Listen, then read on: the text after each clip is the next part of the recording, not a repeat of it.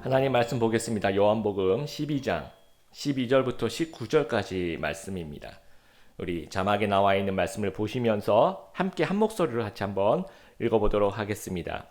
그 이튿날에는 명절에 온 큰 무리가 예수께서 예루살렘으로 오신다는 것을 듣고 종려나무 가지를 가지고 맞으러 나가 외치되 호산나 찬송하리로다. 주의 이름으로 오시는 이 곧 이스라엘의 왕이시여 하더라. 예수는 한 어린 나귀를 보고 타시니 이는 기록된 바 시온 따라 두려워하지 말라. 보라 너의 왕이 나귀 새끼를 타고 오신다 함과 같더라. 제자들은 처음에 이 일을 깨닫지 못하였다가 예수께서 영광을 얻으신 후에야 이것이 예수께 대하여 기록된 것인과 사람들이 예수께 이같이 한 것임이 생각났더라. 나사로를 무덤에서 불러내어 죽은 자 가운데서 살리실 때에 함께 있던 무리가 증언한지라. 이에 무리가 예수를 맞으면 이 표적 행하심을 들었음이로라. 바리새인들이 서로 말하되 볼지어다 너희 하는 일이 쓸데없다. 보라 온 세상이 그를 따르는도다 하니라. 아멘.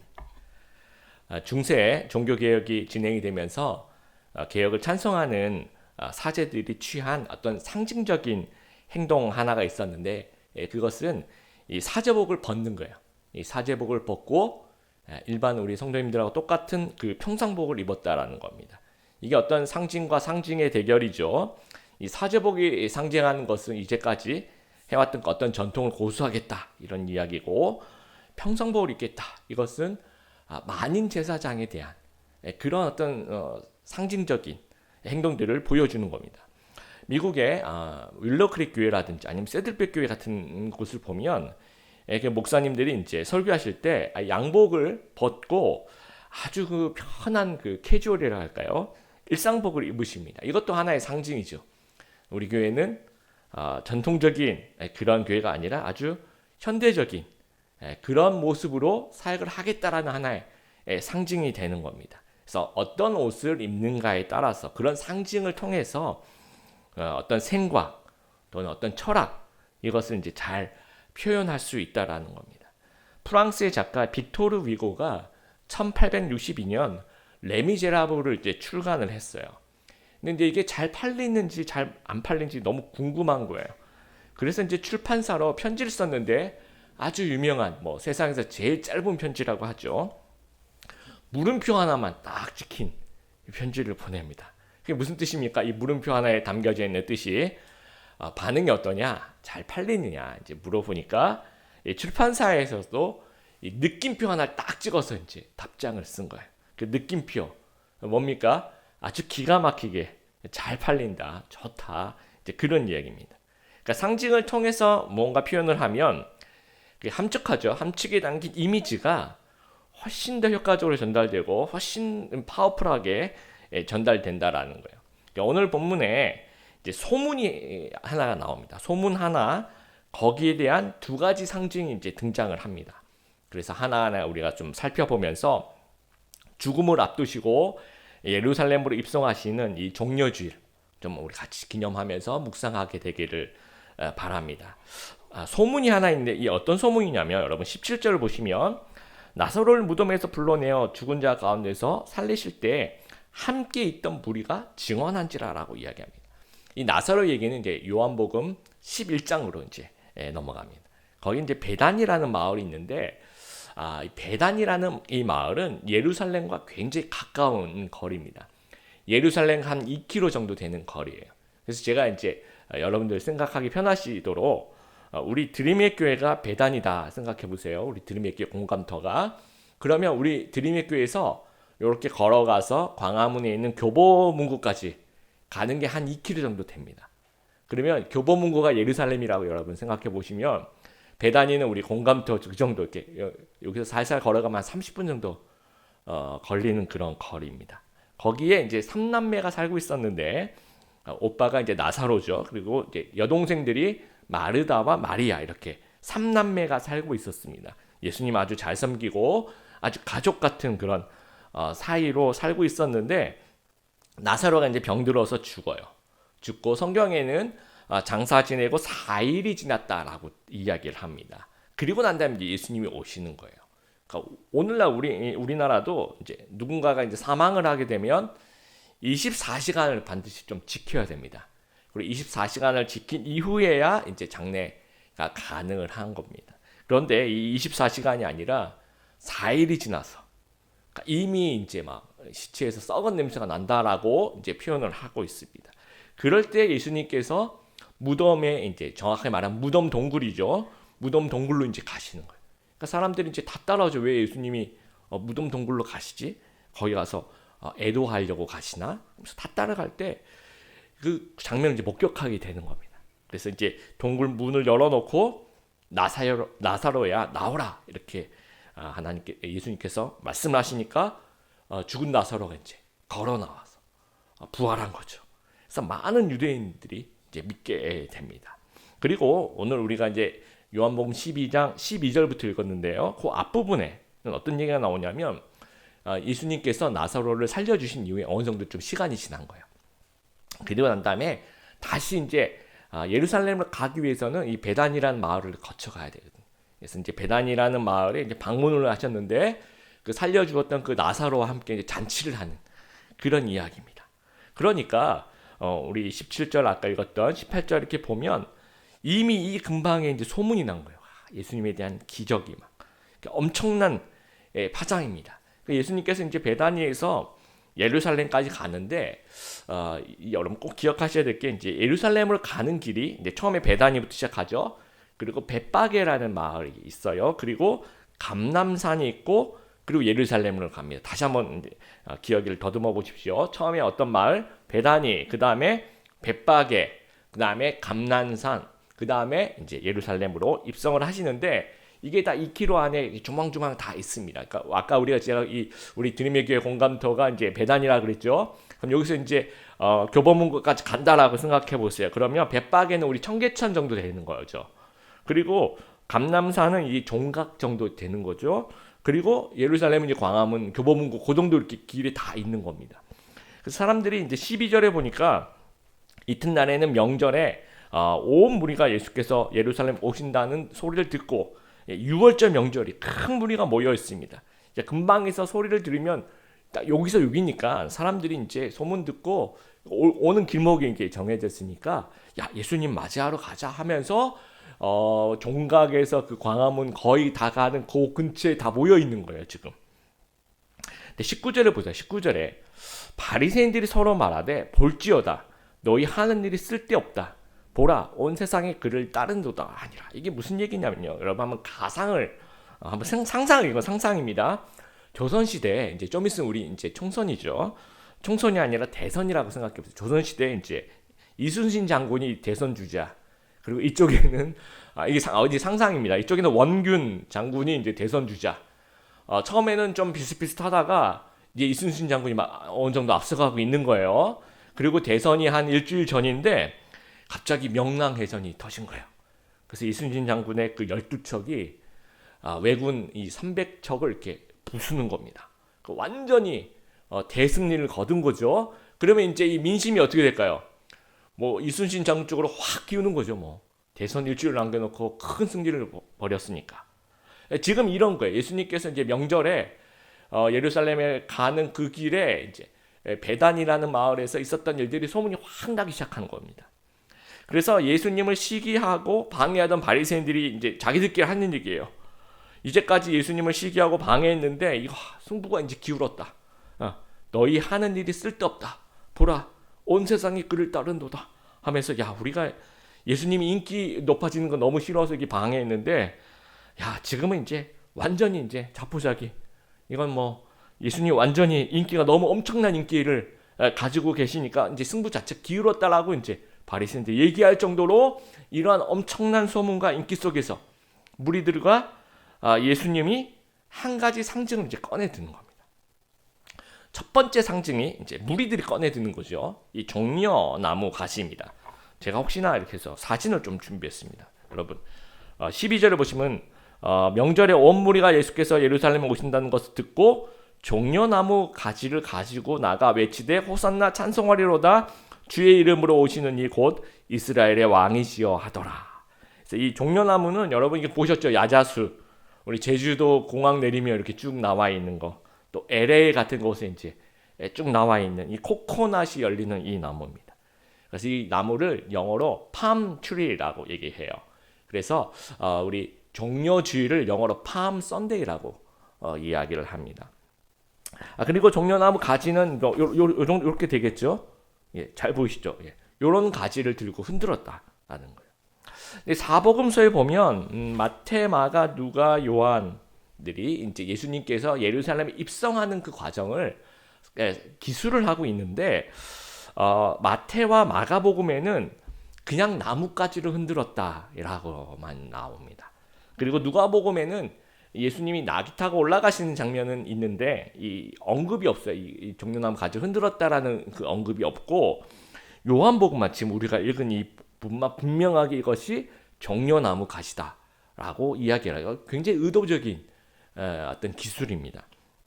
요한이 아주 정확하게 기술을 하고 있는 거죠. 종려나무를 흔들었다. 그래서 마태, 마가는 왜 그런 언급이 없을까 생각해 봤더니, 마태, 마가는 유대인이기 때문에 나뭇가지를 흔들었다 하면 이게 다 알아요. 이거 뭐 100% 이건 종려나뭇가지라는 것을 사람들이 너무 잘 아니까 굳이 이걸 뭐 종려나뭇가지다 이렇게 얘기하지 않아도 될 정도였다는 거죠. 그것을 요한은 이제 정확하게 종려나뭇가지라고 기술을 하고 있는 거죠. 그리고 그러면 이제 누가는 이방인이니까 이게 어떤 의미인지는 알 거예요. 알지만 이렇게 표현해도 이방인들이 잘 이해를 못하니까 그 누가복음 요 기술 장면에 메시아를 찬양하는 이 찬양이 많이 나와요. 그러니까 대신 이제 누가는 이런 방법, 이방인이 이해할 수 있는 방법으로 이런 기사를 넣은 것 같습니다. 그래서 이 종려나무가 상징하는 것은 출애굽하던 그 이스라엘 백성이 이제 광야를 지나갑니다. 광야를 지나는데 물도 없고 뭐 이런 진짜 사막이죠.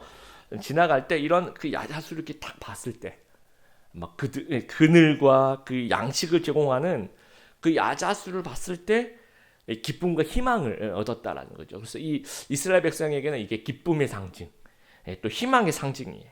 그래서 시편 92편 12절에 보면 의인은 종려나무 같이 번성하며, 의인의 상징이기도 하고요. 사사 드보라가 기사에 보면 사사기 4장에 보면 종려나무 아래에서 이제 통치를 했다. 근데 그 말을 어떻게 표현하냐면 드보라의 종려나무 아래에서라는 표현이 있어요. 그러니까 이 통치의 상징인 겁니다. 그러니까 지금 이 명절이 6월절 명절이지만 이스라엘 그 3대 명절 중에 하나가 초막절이라는 그런 의식이 있습니다. 초막절이라는 그러니까 출애굽해서 나온 그것을 이제 기념하면서 집 옆에 이렇게 초막을 지내 텐트를 짓고 거기서 일주일 동안 기념하며 감사하는 그런 축제입니다. 매일 그런 의식 중에 제사장이 물단지를 좀 금으로 만든 물단지를 가지고 그 예루살렘 안에 있는 실로암의 연못에 가서 그걸 떠서 성전으로 와서 이 제단에다 붓는 그런 의식이 있어요. 이제 그 물을 붓는 그 의식이 광야에서 생수를 주시는 그 하나님을 기억하는 그런 의미도 있고, 또 앞으로 우리에게 또 비를 내려주셔서 풍성하게 해달라는 그런 어떤 기원의 뜻도 있고요. 또 메시아가 이렇게 임재해 주십시오. 우리를 구원할 구세주가 또 임재해 주시고, 또 메시아가 부어주실 그 성령의 임재를 기억하는 어떤 그런 상징을 가지고 이제 물을 붓는 의식이 있어요.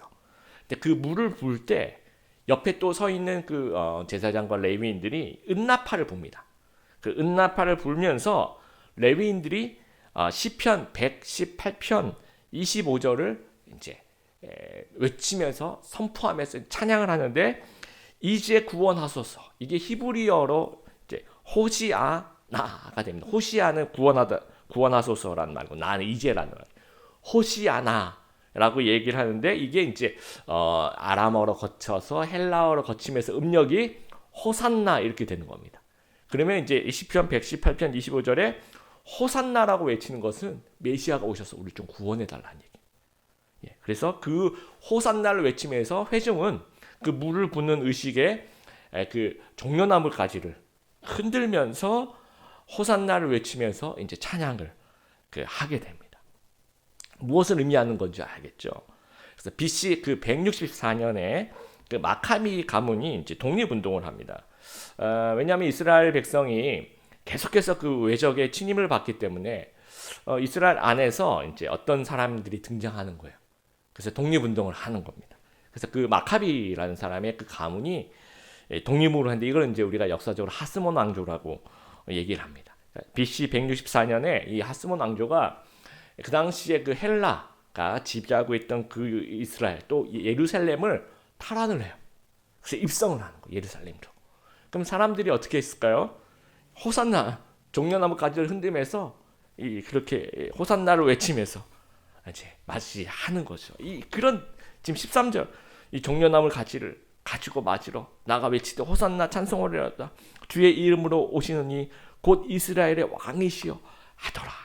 지금 정확하게 무리들이 예수님께 기대하고 있는 것은 이 하스몬 왕조와 같은 그런 독립운동을 기대하는 거죠.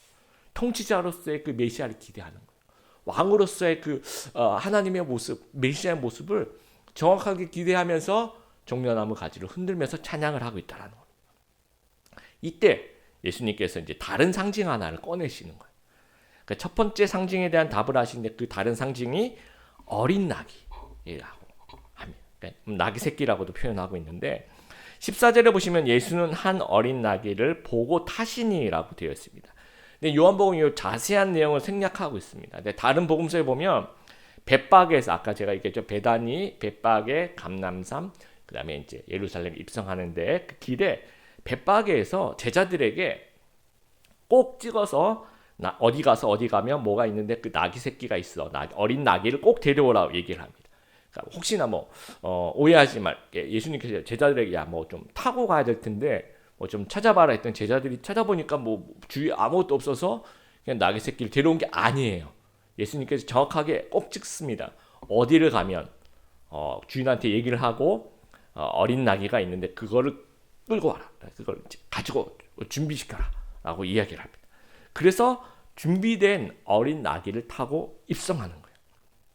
그 당시 이제 로마 황제 개선식을 보면 군사들이 앞서가죠. 기사단의 호의 속에 마지막에 이제 황제가 등장하면서 말과 병거를 탑니다. 아주 멋있는 장식을 하죠. 병거도 뭐 번쩍번쩍한 그런 걸 타고 오는 거죠. 아니면 어떤 그것보다 더 멋있게 보이려고 어떤 황제는 코끼리를 타고 오는 황제도 있었다라고 합니다. 그러니까 정복자 왕 하면 이미지가 화려한 그 말과 병거죠. 그런데 예수님은 일부러 나귀를 타시는 거예요. 일부러 어린 나귀를 타셨다라는 거예요. 그것은 내가 어떤 왕인지 내가 상징으로 보여주겠다라는 겁니다. 이 상징은 예수님께서 만들어낸 게 아니라 이미 구약 성경에 예언되어 있는데 이것을 이렇게 보여주시면서 백성들에게 너희들이 오해했다. 진짜 메시아의 모습은 이런 것이다라는 것을 보여주시는 거예요. 그것이 스가랴 9장 9절입니다. 우리 자막 보시면서 우리 쉬운 성경으로 같이 한번 읽어보도록 하겠습니다. 시온 백성아 기뻐하여라. 예루살렘 백성아 즐거이 외쳐라. 보라 내 왕이 내게로 오신다. 그분은 의로우시며 구원하시는 왕이시다. 그분은 겸손하시어 나귀를 타신다. 나귀 새끼를 타고 오신다. 말은 여러분 말 보셨죠? 아주 키가 크고 아주 멋있습니다. 그런데 나귀는 말에 비해서 아주 작고 볼품이 없어요. 그리고 어린 나귀는 훨씬 더 볼품이 없는. 그래서 단지 겸손해서 어린 나귀를 타는 게 아니고 좀 그 이상의 의미가 있어요. 그 이상의 의미가 바로 그 다음 절 스가랴 9장 10절에 나와 있는데 같이 한번 읽겠습니다. 내가 에브라임에서 전차들을 없애겠고 예루살렘에서 말들을 없애겠다. 전쟁에서 쓰이는 활들은 부러질 것이다. 그 왕이 나라들에게 평화를 말할 것이다. 말이 의미하는 상징하는 게 전쟁이죠, 전쟁. 그런데 나귀는 의미하는 게 뭡니까? 평화라는 거죠. 평화를 상징하는. 그러니까 예수님은 정복하는 왕이 아니라는 얘기예요. 평화의 왕이시라는 것을 상징하는 거예요. 나는 너희들 전쟁에서 너희 이 예루살렘을 탈환하고 그러려고 온 왕이 아니라는 거죠. 나는 너희에게 구원과 평화를 주러 온 왕이라는 겁니다. 그 예수님의 궁극적인 목표는 죄에서 인류를 구원하는 거예요. 뭔가 왕위를 쟁탈하러 오신 것이 아니라 십자가에서 죽으러 가시는 그 길을 걸어가는 겁니다, 지금. 그러니까 그런 의미로 말 대신에 나귀를 타고 그 길을 걸어가시는 거예요. 이것이 예언의 성취라는 겁니다. 그러니까 처음에는 제자들이 이해를 못했어요. 여러분 16절 보세요. 제자들은 처음에 이 일을 깨닫지 못하였다가 예수님께서 영광을 얻으신 후에, 이제 부활하신 후에 이것이 예수님에 대하여 기록된 것인가, 사람들이 예수님께 이같이 한 것임이 생각났더라라는 겁니다. 그래서 이 나중에 예수님께서 부활하신 후에 제자들이 이 상황이 이런 상황이었구나, 또 예수님이 어린 나귀를 이래서 타셨구나 라는 것을 이해하게 되었다라는 거예요. 지난주에 제가 TV를 들었더니 그 유재석 씨가 나온 그 놀면 뭐하니 뭐 이런 프로그램이 있더라고요. 그래서 이제 요즘에 이제 뮤지션들이 좀 콘서트가 좀 많이 캔슬이 되고 하니까 이제 그 뮤지션들이 한 명씩 나와서 이제 노래를 하는데, 제가 이제 처음 보는 뭐 그룹 사운드 잔나비라고 하는데, 제가 죄송합니다, 이제 처음 봤어요. 그런데 이제 소개를 하는데 요즘 뭐 대세 뮤직이라는 거예요. 막 음악이 너무 좋고 콘서트를 하면 2분 만에 전석이 매진될 정도로 아주 뭐 칭찬을 엄청 하더라고요. 그래서 제가 아주 기대감을 가지고 봤어요. 노래가 팍 나오는데 제목도 엄청 길더라고요. 막 나오는데 저는 처음 들었는데 좀 별로였어요. 왜냐하면 제가 생각하는 그룹 사운드 하면 뭔가 이렇게 좀 프로그레시브하고 뭔가 막 리듬감이 느껴지면서 헤드가 뱅이 되는 뭐 이런 것들. 그러니까 저는 그 뭐 제 취향의 뭐 새소년이라든지 뭐 선우정아 이런 취향인 거죠, 제가. 그런데 처음 들으니까 이렇게 좀 뭔가 이렇게 좀 뭐랄까요, 좀 조용하다고 해야 될까요? 그래서 그리고 넘어갔어요. 그리고 이제 며칠 있다가 저희 집 애가 다시 한번 그 노래를 틀어주더라고요. 그러니까 두 번째 노래를 들었어요. 그때도 좀 별로였어요. 그리고 한데 며칠 지나니까 갑자기 그 이제 생각이 나는 거예요. 생각이 자꾸 나면서 머릿속에 이 음악 참 좋다 이런 생각이 들더라고요. 뭔가 비틀즈 같기도 하고 뭐 유재하 음악 같기도 하고. 그래서 제가 이게 느낀 게 뭐냐면, 이제 좋은 음악은요, 시간이 지나갈수록 이게 우러나오는 것 같아요. 시간이 지나갈수록 듣고 또 듣고 보면 마음속에 참 이 음악 참 좋구나 라는 생각이 드는 것 같아요. 그러니까 진리도 마찬가지인 것 같아요. 처음엔 그런가 보다, 뭐 예수님이 왜 나귀를 타셨지, 그런가 보다 라고 했는데 두고두고 생각하면 이 마음속에 아주 깊은 울림이 있는 것 같아요. 깊은 깨달음을 주는 것 같아요. 그러니까 예수님이 말 타고 만약에 예루살렘에 입성하셨다 그러면 성경에 이렇게 써 있으면 그냥 한번 쓱 읽고 넘어갈 것 같아요. 당연한 거, 너무 당연하니까. 근데 예수님이 나귀를 타고 예루살렘에 입성하셨다 이렇게 써 있으니까 생각을 계속하게 만들어요. 생각하면 생각할수록 이게 기가 막힌 진리가 있는 거예요. 예수님께서 나귀를 타기 시작할 때, 나귀를 타게 될 때 비로소 소명을 향해서 나아가시는 거예요. 만약에 예수님이 말 타고 이제 가면 뭐 해야 됩니까? 정복해야 되죠. 정복하면 뭐 해야 됩니까? 이거 계속 정치를 해야 되는 겁니다. 또 정치를 하면 또 다른 사람들이 이제 치고 올라오면 또 전투를 해야 되는 거죠. 그 전투를 하고 또 정치를 해야 되는 겁니다. 십자가를 질 시간 자체가 없는 거예요. 그러니까 소명이 희미해질 수밖에 없는 겁니다. 여러분, 예수님이 왜 정복을 안 하셨을까 생각해 보니까 이게 힘으로 정복하는 게 오래 못 가는 거예요. 여러분, 역사를 봐도 아까 얘기한 마카비, 이 하스몬 왕조가 100년을 넘어가지 못합니다. 그리고 그 화려했던 바벨론, 페르시아, 헬라 제국, 지금 그 이름 자체도 다 없어진 제국입니다. 로마 제국, 지금 뭐 조그만한 도시 하나 남아 있는 거죠. 그리고 예수님은 가서 정복하는 게 아니라 이제 그 일주일을 어떻게 보내셔야 되냐면, 가시관을 머리에 쓰고 사람들이 침을 뱉고 또 그 조롱을 들으면서 제자들에게 배신을 당하면서 그렇게 일주일을 보내셔야 되는 거죠. 근데 말 타고 가는 심정으로, 그런 마음가짐으로는 이걸 감당할 수 없다라는 거예요. 근데 어린 나귀를 타고 가는 그 마음가짐이라면 이런 침뱉음과 이런 조롱과 이런 배신을 정말 견딜 수 있다라는 거예요. 영혼을 사랑하고 영혼을 구원하는 유일한 방법이 십자가라는 겁니다. 근데 나귀가 상징하는 것이 이 십자가의 길을 걷기 위한 그 마음가짐을 제공해 주는 거예요. 소명의 성격을 규정하는 겁니다. 내가 할 일은 이 근관을 쓰고 있는 또 말을 타고 정복한 이게 아니라 내가 할 일은 십자가라는 거예요. 그 마음가짐을 가지고 예루살렘으로 입성해야 되는데, 구약에 예언한 것처럼 나귀 새끼를 타고 올라가시는 겁니다. 우리 성도님들도 마찬가지예요. 저도 마찬가지고 나귀를 타게 될 때 비로소 소명을 향해 나아가게 됩니다. 이스라엘의 일대 왕인 사울 왕, 처음에는 이 왕이 될 때는 이 나귀 타는 심정으로 왕이 돼요. 정말 그 왕을 삼으려고 했더니 찾으니까 없어요. 어디 가서 보니까 이제 부끄러워 숨어 있습니다. 이런 마음가짐이 있었다는 거죠. 그리고 이제 사울 왕이 왕이 될 즈음에 암몬의 나하스라는 왕이 이제 침범을 해요. 그래서 이제 전투를 벌이고 이깁니다. 그래서 이제 영웅이 되는데 그 전투에 나가서 이기기 전에 어떤 그 반대파들이 막 사울을 막 비난하고 막 그래요. 그리고 이제 전투에 나가서 이기니까 사람들이 이 반대했던 이 반대파를 숙종합시다. 다 죽입시다. 라고 얘기했더니 사울 왕이 안 된다. 이렇게 하나님께서 우리에게 기쁨의 승리를 주셨는데 이날은 온 국민이 다 같이 기뻐하는 날이다. 절대로 죽이지 말자. 같이 기뻐하자 하면서 포용을 합니다. 이게 이제 낙이 타는 심정일 땐 그렇다는 거죠. 근데 점점 이 사울 왕이 말 타는 심정으로 변해요. 뭔가 이렇게 욕심이 점점 생깁니다. 그리고 뭔가 백성들에게 막 군림을 하고 싶어 하는 거예요. 그리고 뭔가 자기 마음대로 막 행동을 합니다. 그럴 때 사무엘 선지자도 마찬가지고 이 하나님이 근심해요.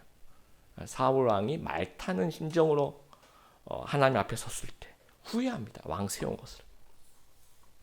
어느 교회에 이제 목사님과 평신도들이 모여서 어떤 결정을 했대요.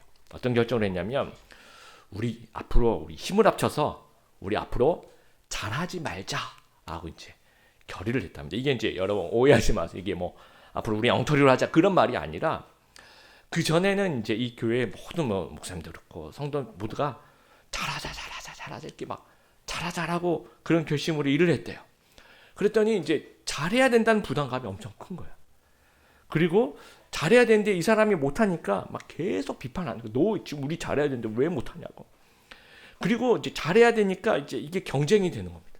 잘 못하는 사람들 쳐내야 되니까. 그래서 이제 자비라는 것이 없는 경쟁이 되어가고 또 내가 잘해야 되면 내 의견이 이제 먹혀야 되니까 잘하려고 막 높은 자리에 서로 막 올라가려는 그런 경쟁을 하는 거예요. 그럼 이제 교회 올 때 사람들이 이제 성도들이 모두 이렇게 말을 타고 교회에 입성하는 그런 마음가짐으로 오더라는 거죠. 그래서 왜 우리가 굳이 왜 잘해야 되지?